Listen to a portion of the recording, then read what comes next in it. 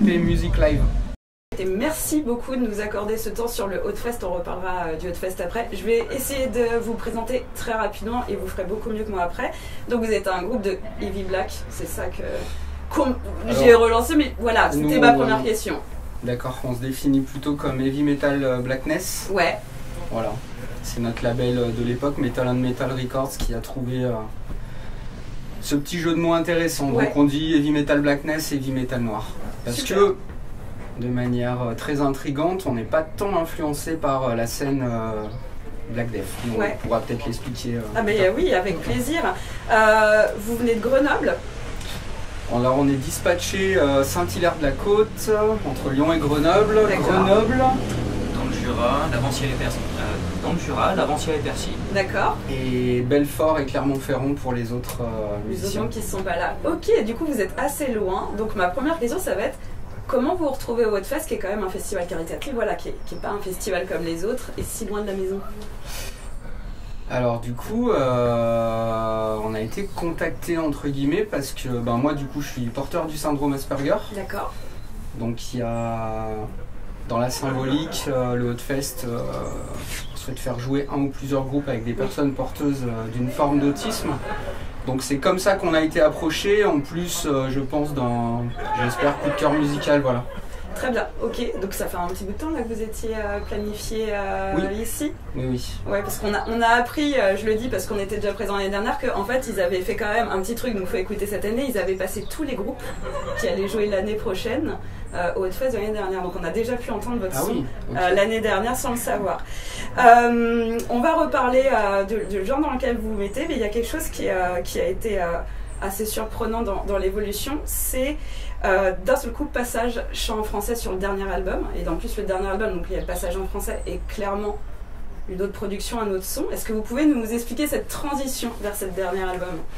Oui, alors on va dire qu'avec Antoine on peut se définir comme les deux piliers. C'est vrai que la vague heavy francophone des années 80 c'est une influence importante depuis longtemps.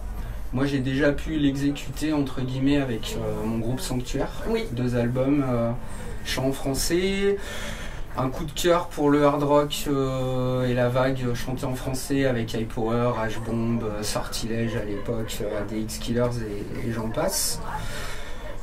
On s'est essayé à l'anglais et en fait on a pris tellement de plaisir avec Antoine à chantonner, à bidouiller des choses en français, on s'est dit mais en fait le plaisir on le prend principalement sur cet axe-là et en plus c'est la langue qu'on maîtrise le plus. Donc on est parti sur l'enregistrement du Diadème d'Argent qui a eu plutôt un bon impact et un petit succès d'estime, donc on est vraiment content. Ah oui, il est quand même carrément super bien noté dans toutes les chroniques, revues que j'ai pu croiser en faisant ces recherches. Et l'idée du coup c'était aussi de pouvoir prendre du recul et de se dire quels moyens on investit aussi au niveau de la production sonore. Et du coup on a pu travailler avec Georges Emmanuel. De Rotting Crest. D'accord, oui. Ouais. C'était une belle expérience aussi. Tout ce qu'on voulait c'est quand même réussir à avoir une production qui soit un peu épique en fait, à l'image de ce qu'on voulait faire. Donc du coup je sais que la scène grecque il a vachement ce côté-là, en tout cas ce côté très épique, et effectivement Georges Emmanuel, en échangeant un peu avec lui, même si lui écoutait moins de heavy, on a pu réussir à travailler ensemble et on est content du travail qui a été fait sur la production. En tout cas il y a eu beaucoup d'investissement, de travail, de détails, et c'était intéressant de passer un peu chaque album une étape, hein, donc du coup ça permet ça nous a permis de comprendre, de franchir une étape, de comprendre certaines choses et puis de professionnaliser aussi notre travail autour du son. Ouais. Et du coup, en écho à des albums de Lucifer Child qui sont des productions Georges Emmanuel, où on s'est dit waouh, c'est ce son qu'on veut, quoi. Ouais, complètement. Et pourtant, qui est, comme vous dites, dans un genre assez différent de ce que vous, vous ressortez à la fin. Et justement, sur cette définition de genre, donc sur laquelle vous m'avez corrigé au début, et clairement, en plus, j'étais pas d'accord avec cette définition. Du coup, c'est quoi, ça serait quoi pour quelqu'un qui ne vous connaît pas? La définition pour vous du son que vous envoyez, voilà, que ce soit l'imagerie, le son, le genre. Pour moi, il y a deux aspects. Il y a un aspect qui est extrêmement présent, qui est théâtral, qui est ce qu'on retrouve principalement dans le jock rock Et je pense à Alice Cooper, je pense à DFSS, le groupe italien aussi, et à tout cet aspect de mise en scène, même si c'est moins notre influence, mais King Diamond, Mercyful Fate. Vraiment ce côté, c'est un peu cet art total où sur scène on va représenter vraiment au maximum ce qu'on veut mettre en scène en fait, à l'image de l'opéra, où vraiment on a ce truc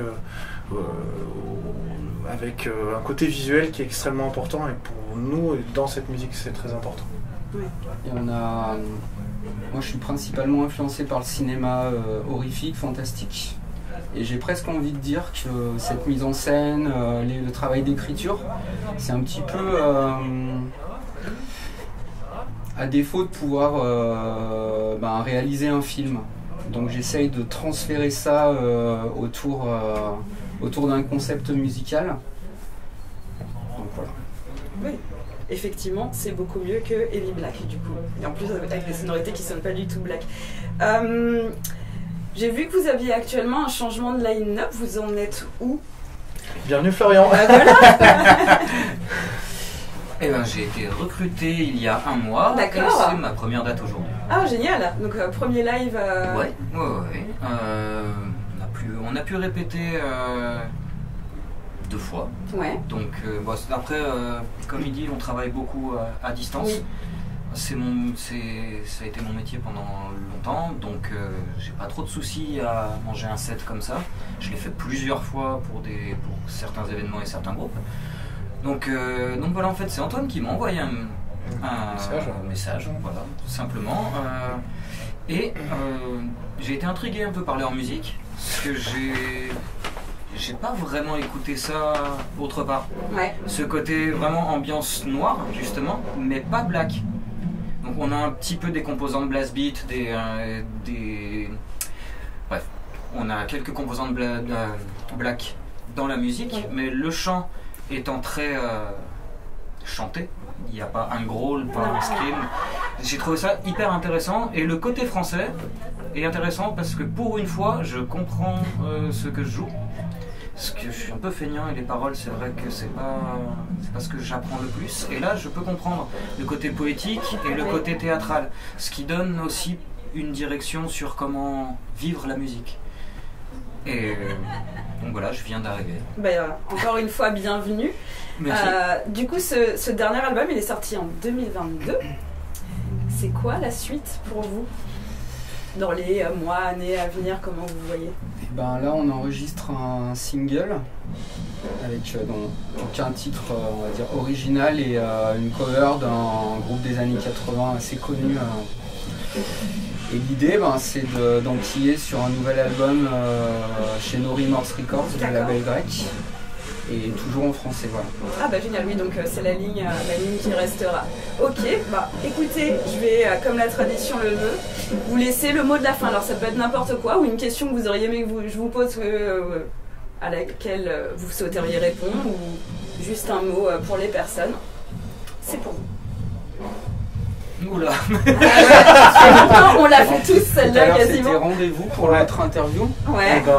On vous donne rendez-vous tout à l'heure pour plonger dans notre noirceur romantique. Voilà. Exactement, et vous aurez le live report, évidemment, photo sur BGP de votre passage, donc avec plaisir. Et par rapport à l'autisme, on en a pas mal parlé sur l'autre interview, mais voilà, aller au-delà des préjugés. Il y a des formes d'autisme qui sont différentes, il ne faut pas faire d'amalgame. Oui. Il y en a qui sont plus ou moins graves, mais ce soir on est là aussi avec Flo parce qu'on a cette similarité autour de ce syndrome. Montrer qu'on peut travailler, faire de la musique et tirer à bon escient,